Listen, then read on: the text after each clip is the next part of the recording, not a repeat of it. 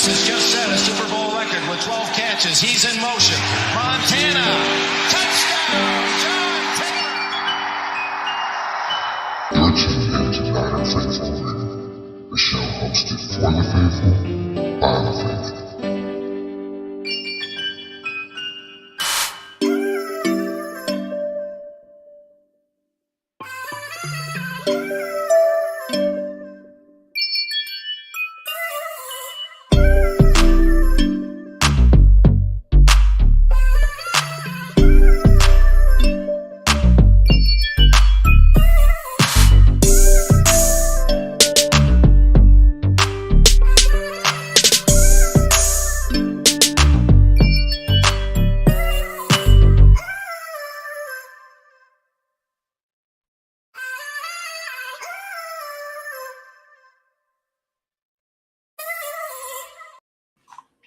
Talofa Faithful, how's everybody doing? And welcome to the Niner Faithful Radio Week in Review Show. It's me, CaptNiner, coming at you this evening as we're going to do just like every other week, or excuse me, every other, why did that just change all of a sudden? What the world's going on here? Okay. Anyways, this thing is being a little weird. Maybe I touched something. I don't know. As we do every Friday, we're going to do a quick week in review show where we just kind of go over everything that has happened with the Niners this week, as far as updates, news, anything, big news, stuff like that. Excuse me. And we give a quick preview of what's going on with whoever we play this week. And as everybody knows, this week we are going to be playing the Bears. Obviously, the Bears and us are in a battle for the 1-2 slot so far here for the NFC second seed, depending on how everything turns out. But until all that comes up, we will be right back. I am going to play the commercials real quick as soon as this finds it up. Be right back. Founded and backed by the GOAT himself, Gold Fuel is a great tasting energy drink without the crash. Use our affiliate link below to save 10% on all GOAT Fuel energy drinks. Help out the show and save 10% at the official Niner online store by using our affiliate link in the description below. Go to seatgiant.ca to save on all your theater, concert, and sporting event tickets, as well as help out the show.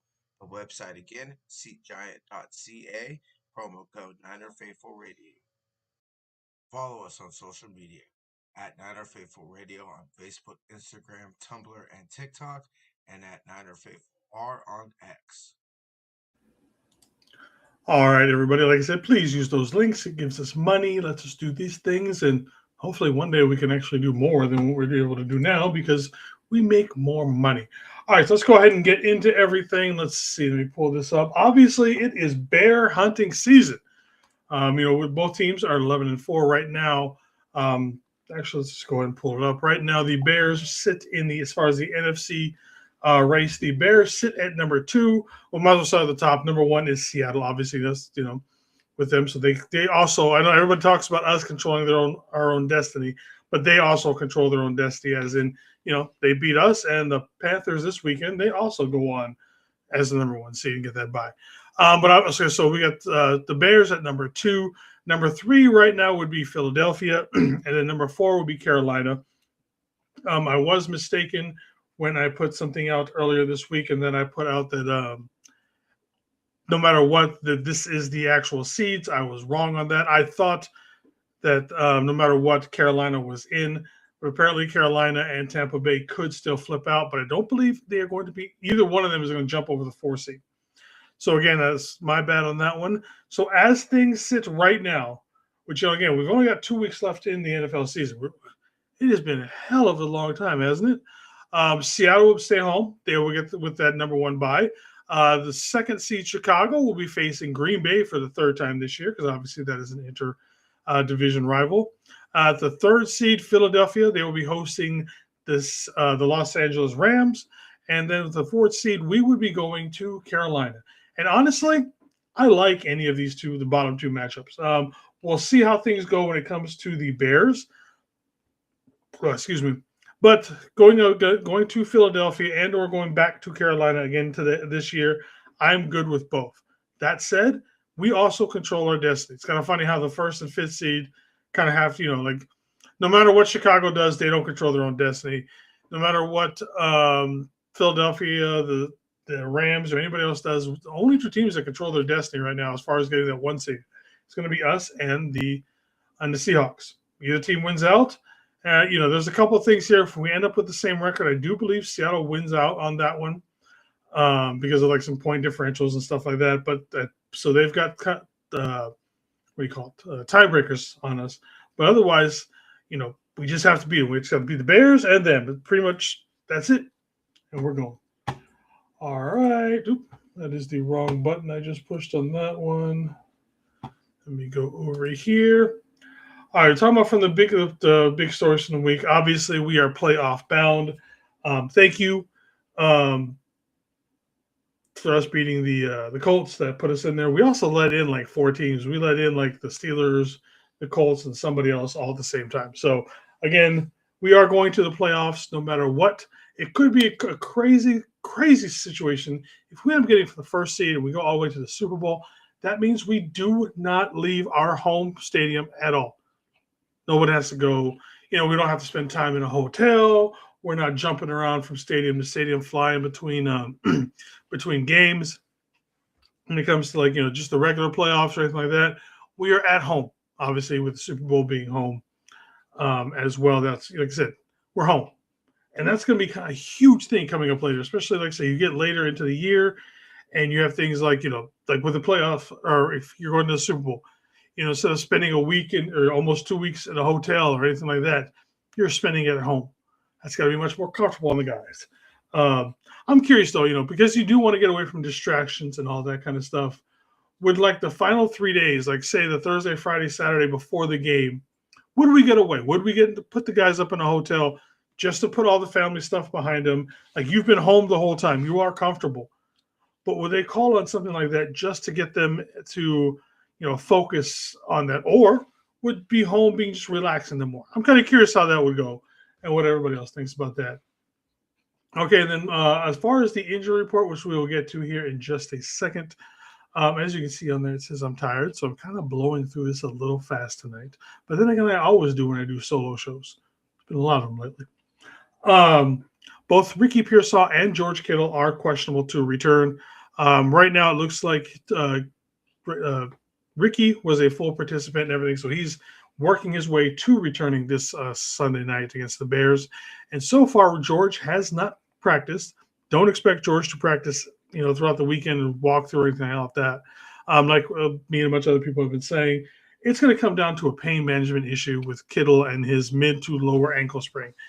How much is he going to be able to put on that? How, is he going to hurt himself further if he goes on there? So it's like, it's probably might be a really good thing that we're playing Sunday night. Like, if we were playing an early game, maybe George doesn't have the entire day to get out, stretch that ankle a little bit more, get it a little bit more loose, have the training, just that a little last second thing might, little Mr. Miyagi, last second kind of a healing situation. So, but overall, if you were to have to tell me that you could only pick one person for this team, who's better? And I think the obvious question, or the obvious answer, would be George. But at the same time, even with everything that George does, George goes over the middle, George is blocking, all that kind of stuff we know that George does. This offense is also on another gear when Ricky is playing. Now, we've also seen at times where George has caused or has been able to get this team into that extra gear as well. But there's just some kind of a connection that Ricky and Brock have, to where it's just, like I said, he's a perfect fit for this offense. We can go back and argue whether or not he was worth the first round draft pick. I do believe at this point that is irrelevant. He is one of the perfect pieces for this offense. The only issue I have with him is his availability part, where he's getting injured. But that's not to say anything about his fit as far as how he goes with this team. This offense is expanded and gets longer because of the way he's able to get separation, get the ball down the field, all that kind of stuff. He has what the other guys are missing, whether it be Kendrick Bourne, DeMarcus Robinson, Juwan Jennings, obviously. You could have said maybe, with BA it'd been different. Obviously, BA is a completely different beast when he was playing at his top form compared to some of these other guys. But that said, if I was to say the better of the team, I think it would be George. In fact, I know it would be George, for my opinion. But curious what everybody else thinks about that. Let's see. For transactions this week, we only had a couple, and they were done right before Christmas. We reinstated defensive lineman Yeturgos Matos from the injured reserve to the active roster. And then also we are promoted Eli Apple and the linebacker Eric Kendricks from the practice squad to the actual active roster. And the reason why we are doing that, if we look over here on the injured report and the practice report, Eli Apple is because Renardo Green is out and he will not be playing once again come this Sunday. That means Darrell Luda Jr. will be your starting quarterback besides Diamador Lenore. And to be honest, as someone who has been pretty down on Darrell Luda Jr., I've had to eat a little bit of crow this year, and the fact that I think he's done very, very well. Just took him a while to get into shape, or however, not get into shape, but to find his footing. Again, last week he had a 90 PFF grade against the run, which was third best among starting cornerbacks in the NFL last week. Had some good plays on special teams. Like I said, pass coverage, still a little bit iffy, had some issues, especially in the first quarter, but that maybe could have been a testament to the fact that we did not see the offense from the Colts that we were expecting. We were expecting a run-heavy offense, and they came out and threw the ball, and it kind of shocked everybody. One thing people don't understand when they were watching the game, obviously, again, Saleh and the defensive staff, they were put in to be their game plan was to stop the run, which we did. We only gave up like 40-some-odd yards in total to Jonathan Taylor on the ground. But then again, he's been kind of slacking. But either way, that's what we were expecting. They came out and started throwing the ball. Now, that said, those first two drives, Phillip Rivers had like a 157 yards total. I forget what his QBR was, but it was pretty high. And that was for the first quarter, first two drives. Yeah, first two drives, excuse me. The rest of the game, we only gave up like 150 yards passing, and his QBR was in half. So even though, especially like I said, those first two drives was looking ugly, and while they still did move the ball pretty effectively at times, once we figured out what was going on, Robert Saleh, Gus Bradley, and the rest of that staff, they did an amazing job flipping the script and getting it to where, like I said, that short passing game was not as good as it was that first quarter, first couple of drives for the Colts. Excuse me, I'll take a drink real quick. Now, if you notice one thing on here, we've got Tatum Bethune, full participant, so obviously he's going to be there. We've got George Kittle, even though it says George Kittle, CMC, the DNP non-injury, guys like that. Remember how long this list was, even 3 to 4 weeks ago, or 2 months ago, when we had everybody on IR. This list is getting smaller and smaller. Tatum Bethune's on there; he's going to play. Yeturgos Matos still up in the air if he's going to be able to play come this Sunday night. George Kittle up in the air. CMC only takes a day off because that's his vet day. Sam Okuanu also full participant. He is back. He's like I said. Ricky again questionable, leaning towards getting back on the field. Curtis Rourke, the only reason why he's on there is because we opened up his 21-day practice window coming back from IR just to get him some time on the field, see what kind of thing, how he's looking in his in recovering from his injury, and possibly what he's going to look like going into next season if we decide to trade one Mac Jones. Excuse me. And then also on the list, Trent Williams. Again, the only reason why he's really on this is because he takes the vet day every Wednesday. So our list on here should honestly be about 4 to 5 people shorter than what it actually shows on here. Again, I remember there was a couple times this week when I put this list up on the screen on Friday nights. I would have to get them so small that you couldn't read it, or I had to be 2 pages so that you could read it because there was just so many people on there.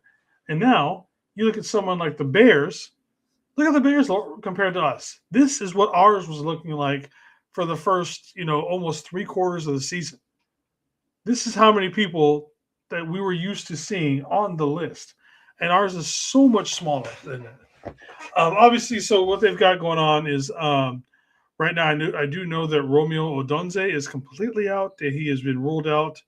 I do not know, in fact, because I didn't have a chance because I was sidetracked. Let me pull up a website real quick, see if they have announced who else is out with them. I apologize. Like I said, let's see. For the Bears, they got cornerback Nick McLeod and then wide receiver Rome Odunze. Both of those guys have been ruled out. Questionable quarterback Josh Blackwell, linebacker TJ Edwards, cornerback Chauncey Gardner-Johnson, guard Luke Newman, and cornerback Nashawn Wright, also questionable on there. So again, they have a lot more than us. So yeah, it's just like I said. I looked at this last week, this week, and I just remembered how much of a downer it was looking at the injury report for us every year, or excuse me, every week, and just seeing everybody on that list. All right, the Bears are led by first-year head coach Ben Johnson, formerly the offensive coordinator from the Lions, and you can see with the Lions this year, yeah, Jared Goff is still having a statistically good year, but that offense is nowhere near as explosive as it has been in years past. So, like I said, he's doing a wonderful job over here with Chicago. First-time head coach, so he's got them at 11-4. His OC is Declan Doyle. To be perfectly honest with you, I don't know much about him. And then their DC is somebody that we've known quite well. They've got Dennis Allen there, who was their head coach the last time we played the Bears. So, like I said, Dennis Allen is a really good defensive-minded coach. He is going to throw multiple fronts at us. Yeah, like I said, good coach, but he can be beaten, obviously. Everybody can be beaten. Over on the offensive side of the ball, they are led by Caleb Williams, the quarterback coming out of USC. I still see him as a very he seems to me like he's almost like a Brett Favre-ish without being as polished as him because it's so hit or miss. He's so inconsistent. He's got, like I said, if you watch the Bears game against the Packers last weekend against Detroit or against Green Bay, and the game-winning throw that he made to DJ Moore was just perfect. That ball does not get placed there by about 20 of the quarterbacks in the NFL right now.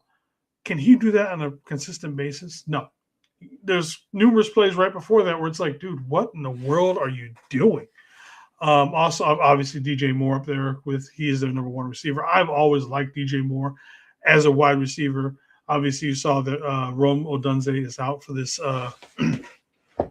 matchup. Their running back tandem of DeAndre Swift and Mwangne. I always pronounce his name wrong. They have a great 1-2 punch. Swift has got like 900 yards. Mwangne has got about almost 800 yards rushing. So again, this is the team predicated on running the ball, and they run it very well. They've also got two really good tight ends in Komet Cole and Colston Loveland, who Colston Loveland kind of reminds me. Colston Loveland is going to get good in this NFL. Why? Because he's going to be taking over as the best non-blocking tight end in the NFL once Kelsey retires. He gets blown past consistently almost every play, anytime he is asked to sit in and block. That's it. He plays, when he's out on there and he's just basically being a wide receiver, he's so damn good. So, again, they've got a really good 1-2 punch on both their running backs and their tight ends. So, their defense right now, led by Montez Sweat, just a beast. He's got like 10.5 sacks this year. Just a monster year for himself. Linebacker Tremaine Sanders, formerly the Bills, just an amazing defensive tackling machine. Does not let anything get past him. Their defense is kind of weird because when you look at some of these stats, you're like, how are they good? How are they good at all? Points allowed. They're giving up 23.6 points a game. That's 19th in the league. 24th in total yards allowed. 18th in passing yards per game. Rushing yards, they're 27th at 131 yards a game. And then sacks, they're not even that great in sacks. They are 23rd in sacks with 31. Granted, it's more than us. But where they're really good at Interceptions, first, 21. This defense can be ran on. Uh, it's a very opportunistic defense in that they're getting turnovers and then really good field position. Hence the reason why if we go back to the offensive side of the ball, points per game, 10th. Why? They're always in good field position. Total offensive yards, also 6th. They're moving the ball pretty good. Passing yards, 17th. Rushing, 2nd. Time of possession, 4th. So again, this is a team that's going to hold on to the ball, and then with good field position, they're going to run it, get a play or two in the passing game, and then throw deep. That's kind of and then move the ball again, take up time on the clock, and just rinse and repeat over and over and over. And that's just how they've won their games this year. All right, as far as fantasy football, let's see. We've got automatic starts for me. If you have them on your team, obviously Purdy, CMC, Kittle. Don't know right since he's still technically. Since he is still technically questionable, they went ahead and put him up. It's got him at 15 points if he plays. Juwan Jennings is at 12, and Pearsall is still at 9. Again, probably with those numbers, it's because he's still questionable. I would automatically start Purdy and CMC in pretty much any league. And Kittle. I would actually go, if Kittle was healthy, I'd go with him. Jennings and Pearsall, I would start as a 3rd/4th wide receiver flex kind of a player, just because if they're there, they're going to get the touches. Jennings is he'll get his big plays, he'll get his touchdowns, and Pearsall, if he plays, he'll probably go off. Over on the other side, I would definitely start Swift, and then I would definitely start DJ Moore, especially with Rome Odunze out for this game. He's going to get his set of carries. Managage, I'd start him. Again, depending on how deep your roster goes and if you're having injuries. And again, flex position. Personally, I would not start Caleb Williams. Again, he's too inconsistent. He can have a great game, or he can throw a few interceptions, or just not throw anything at all, but rely heavily on the running game. So we'll see how that looks for fantasy football, but definitely Purdy and CMC and Kittle you're starting. As far as the betting situation goes, I still can't. I'm still blocked with everything. Right now, the over-under is 52.5 points. I'm actually going to take the over on that. I think this is going to be a high-scoring game because I think both teams are going to run the ball and be able to score on each other. And then right now, the Niners are favored to win by 5.5 points. Again, I would also take the over on that one as well. And now to one of the favorite parts of this is some of the favorite celebrity famous fans of the other team. Obviously the best one on here, Bill Murray, one of the funniest men of all time. Tim Duncan, also a huge Bears fan. Apparently I read something that he made a Spurs flight not take off so that he could sit there in the concourse and watch the end of a Bears game. I'm assuming it was a playoffs game. And so it sat there for like an extra almost an hour or so while the game was on there because he's like, I'm not leaving until I see the end of this game. Obviously, all-time great NBA legend Dwayne Wade, Ashton Kutcher and his wife Mila Kunis, which I kind of think she's a fan since, it's such a big thing of his. And then my personal favorite is you have the royalty coming out of the wrestling world. You have huge Chicago Bears fan in Seth freaking Rollins and his wife, one Becky the Man Lynch. And again, I'm just going to say that I believe that she is also now a big fan of the team simply because that is something she picked up for him. One thing of note, if you look at the bottom picture of Seth Rollins, that is the outfit that he wore to the 2019 Royal Rumble, which he did win, which is, if you look at it, inspired by a Bears uniform. Funny thing to also think of, remember, the Niners have had a few guys on the team currently and very recently on the team that were big Bears fans. One, Robbie Gould, big Bears fan. Jimmy G, big Bears fan as well. And I was sitting there reading up that George Kittle also grew up being as a fan of the Bears. So yeah, just, little things like that. It's kind of cool to look at some of who of our favorite, who celebrity fans are of each team. All right, everybody, that's all I've got for you for tonight. We're going to go ahead and get up and out of here. Don't forget that on Sunday, I will be doing my play-by-play watch along party. We'll be doing it on the YouTube for both here on my channel and over on Niner Faithful Radio. And also don't forget to join me over on to follow my TikTok, CaptNiner, as I do daily Captain and Coffee morning updates of catching you up with any 49er news from the previous day as you're getting coffee and get ready to get out the door to handle your day. All right, everybody, that's all I've got for you guys today. Y'all have a great weekend, and we'll see you Sunday evening. One love.